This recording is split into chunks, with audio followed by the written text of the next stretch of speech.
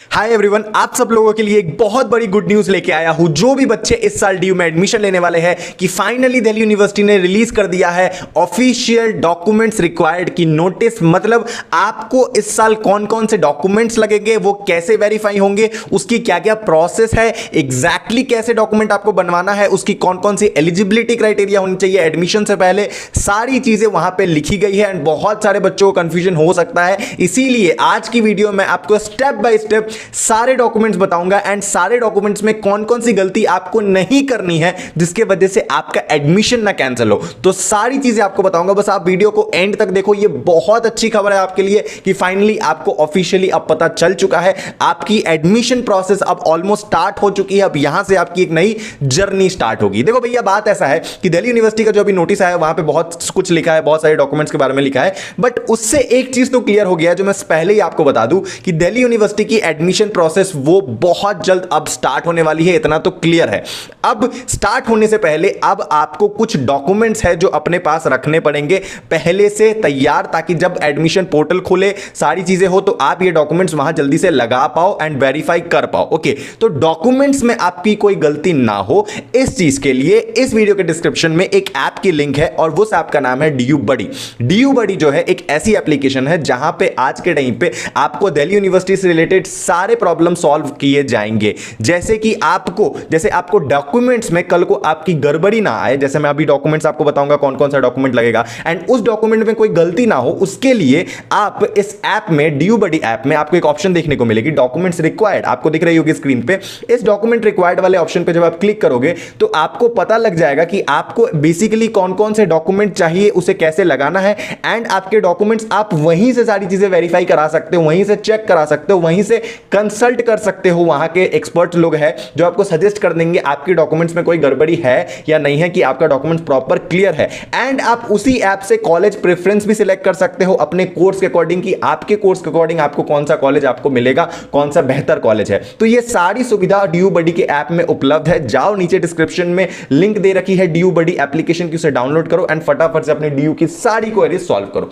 अब बढ़ते हैं वीडियो के मेन चरण पे। सबसे पहली बात है कि बहुत सारे डॉक्यूमेंट आपको चाहिए, तो एक एक करके मैं आपको बताता हूं एंड कौन कौन सी गलती आपको नहीं करनी है वो भी बता रहा हूं। सबसे पहली जो डॉक्यूमेंट है वो आती है आपकी क्लास 10 सर्टिफिकेट। ध्यान से सुनो जो भी बात मैं आपको पढ़ के बता रहा हूं। यहां पे साफ लिखा है कि क्लास 10 की जो सर्टिफिकेट है in the name of candidate indicating the date of birth and parents name. देखो, एक चीज मैं आपको क्लियर कर दूं, अभी जितने भी 5 6 7 डॉक्यूमेंट्स आपको बताऊंगा उसमें एक चीज कॉमन होना चाहिए कि डॉक्यूमेंट में जो नेम होगा वो आपका नाम होना चाहिए एंड सभी डॉक्यूमेंट में सेम नाम होना चाहिए, किसी में भी कोई स्पेलिंग एरर नहीं होना चाहिए एंड आपके पेरेंट्स का नाम भी बिल्कुल सेम होना चाहिए, आपका डेट ऑफ बर्थ भी सेम होना चाहिए। ये चीज कभी भूल के मत करना। अगर आपका कोई भी गलती है, कुछ छोटा सा लेटर का भी अगर इधर उधर है तो उससे फटाफट से ठीक कराओ, एफिडेविट दो अपने आसपास के कोर्ट कचहरी में, जो भी चीज आपको लगता है करने को, किसी लॉयर से बात करो, कोई भी चीज जो भी आपके प्रॉब्लम को सॉल्व करे जल्द से सॉल्व करो, नहीं तो एडमिशन के टाइम तुम्हें प्रॉब्लम होगी। ओके, तो सबसे पहली जो डॉक्यूमेंट है क्लास 10 की सर्टिफिकेट, जिसमें डेट ऑफ बर्थ,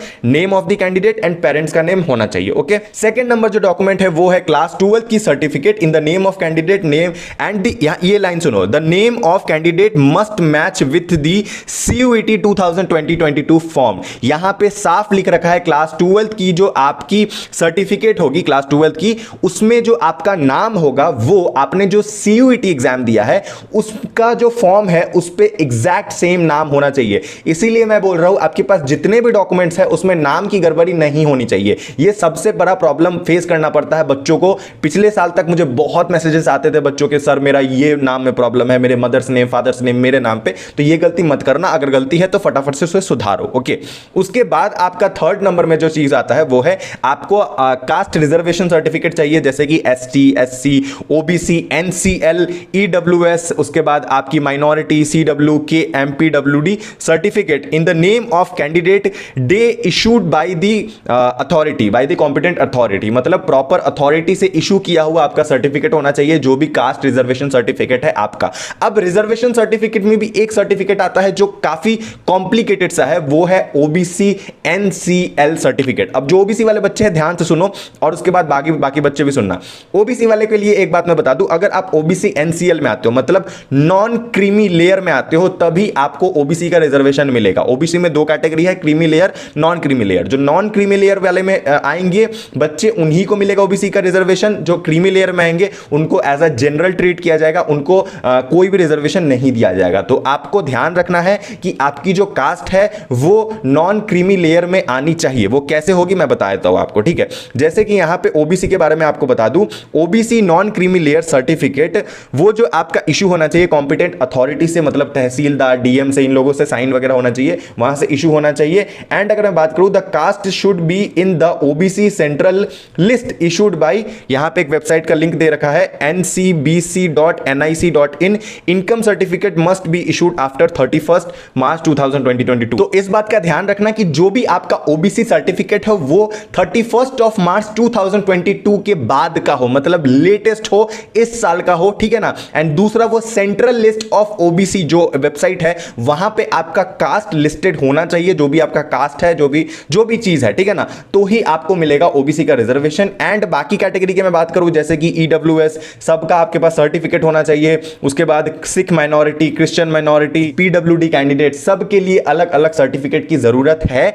एंड सबका एक क्राइटेरिया है, जैसे ओबीसी का मैंने बताया, ओबीसी वाले बंदे इसमें फॉल करेंगे तभी वो ओबीसी में जाएंगे, वैसे ही पीडब्ल्यूडी, ईडब्ल्यूएस, एसटी, एससी, सबका क्राइटेरिया होना चाहिए, सब उसमें एलिजिबल होने चाहिए, तभी आपको वो मिलेगा। ऐसा नहीं कि कुछ भी सर्टिफिकेट लगा दोगे आपका एडमिशन हो जाएगा। ओके, उसके बाद जो मेन यहां पे इंपॉर्टेंट हाईलाइटिंग चीज है आपके डॉक्यूमेंट से रिलेटेड, ध्यान से सुनो। The name of candidates claiming reservation must match with the candidates name as it is appears on their corresponding school board qualifying certificate and in CUET 2020-22 similarly parents name. मतलब साफ लिखा है कि आपका नेम, आपका पेरेंट्स नेम, जितने भी आप डॉक्यूमेंट लगाओगे एंड CUET का सर्टिफिकेट, सब में मैच करना चाहिए। अगर एक में भी गड़बड़ी होगा तो उसे खारिज कर दिया जाएगा। ओके, एंड कोई भी अंडरटेकिंग नहीं लिया जाएगा अगर आपके डॉक्यूमेंट्स में अगर गड़बड़ी है पहले से, तो आप उसके लिए अंडरटेकिंग नहीं फिल कर पाओगे।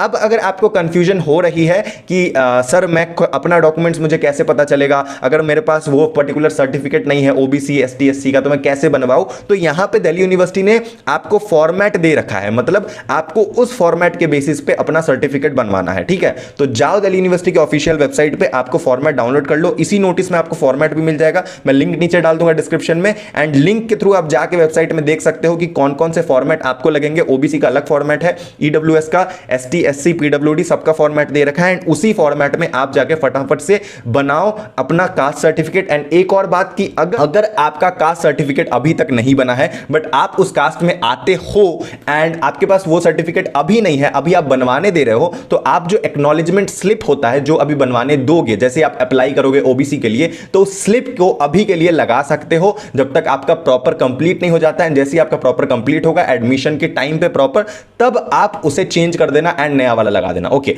ये प्रॉपर रूल है, बस आपका क्लेम होना चाहिए उस पर्टिकुलर कास्ट रिजर्वेशन में। ओके, तो ये कुछ ऐसे डॉक्यूमेंट्स हैं जो आपको जरूरत पड़ेगी। इसके अलावा migration, school leaving certificate, transfer certificate, इसकी कोई भी जरूरत नहीं है। एक्स्ट्रा अगर कोई कॉलेज मांगती है तो आप उन्हें दे देना, बाकी अपने स्कूल से कांटेक्ट करके सारे सर्टिफिकेट्स अपने पास जमा कर लो। Okay, thank you for watching this video. अगर आपको ये वीडियो पसंद आई है तो प्लीज इस वीडियो को लाइक करें, पसंद आई होगी, तुम्हारे भाई का चैनल है। एंड चैनल बनाए हो, चैनल को जरूर सब्सक्राइब करें। मिलते हैं एक और अगली वीडियो में। Love you, tata, bye bye.